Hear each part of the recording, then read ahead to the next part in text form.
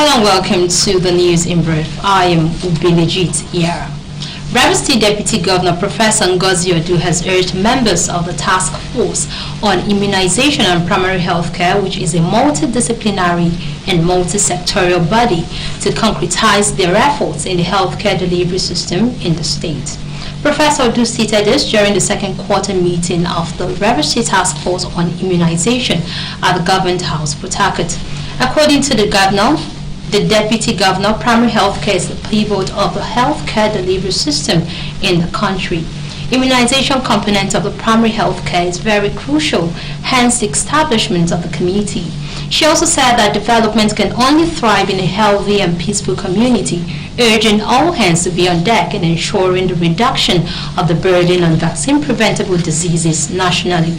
Professor Odu expressed gratitude to the immediate past administration for the solid foundation they have laid for the committee and appreciated the support and commitment of members of the task force in ensuring the consolidation of the gains achieved. The Deputy Governor, who is also the chairman of the task force on immunization and primary health care, thanked members of the task force for their support for the same Fubara administration. President Bola Tinubu has expressed concern over the rising cases of coups in African countries, calling for a comprehensive consensus against the spread of contagious autocracy across the continent. The president said he was committed to working with other African leaders to defend democracy on the continent. Tinubu stated this in his first response to the Wednesday morning coup in Gabon, just as the United States, United Nations, European Union, France, and the Commonwealth voiced concerns over the political development in the Central African country.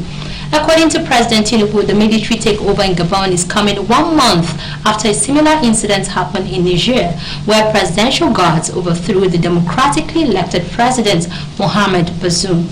A dozen soldiers had appeared on Gabonese national television announcing the cancellation of election results said to have been won by incumbent Odimba Ali Bongo and the dissolution of all the institutions of the republic. National Emergency Management Agency has met with the Nigerian Armed Forces, United Nations agencies, and Federal Safety Corps over looming floods in parts of the country. The agency advised governments of 11 states, including Rivers, Anambra, Adamawa, and Benue, to ensure that the residents of floodplains were quickly relocated to safe grounds. Other states that the agency said will be hit by floods in the coming days are Taraba, Nasarawa, Kogi, Enugu, Edo, Delta, and Bayelsa. The armed forces had representatives from the Army, Air Force, and Navy. The Federal Road Safety Corps and Nigerian Red Cross also had representatives at the parley that held less than 24 hours after the Nigerian Meteorological Agency alerted that heavy rains would hit the Federal Capital Territory and 29 states for 3 days. The Director General of the Nigerian Hydrological Services Agency, Clement Nze, who early this week disclosed that the release of water from the dam would only affect human in Adamawa State.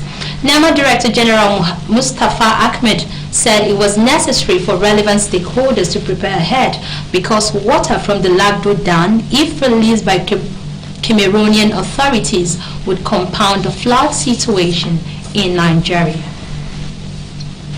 Moving on now, Senior Advocate of Nigeria, Professor Mike Ozekume, has called for the deployment of strong technology to stop crude oil theft and piracy in Nigeria. Ozekume made the call, panelists, while speaking as one of the breakout sessions of the ongoing Nigerian Bar Association Annual General Conference at the National Stadium in Abuja. He also made a case for serious legal reform to put stiffer punishment for crude oil theft to act as a deterrent to others, and the government should legalize the illegal refineries that are in the Niger Delta region of the country. The constitutional lawyer also blamed traditional rulers and the Economic and Financial Crimes Commission, amongst others, for the increase in crude oil theft in Nigeria. The senior lawyer, along with other panelists, said that the Nigerian Navy had the mandate of protecting the territorial waters in the country with sophisticated equipment to carry out the responsibility.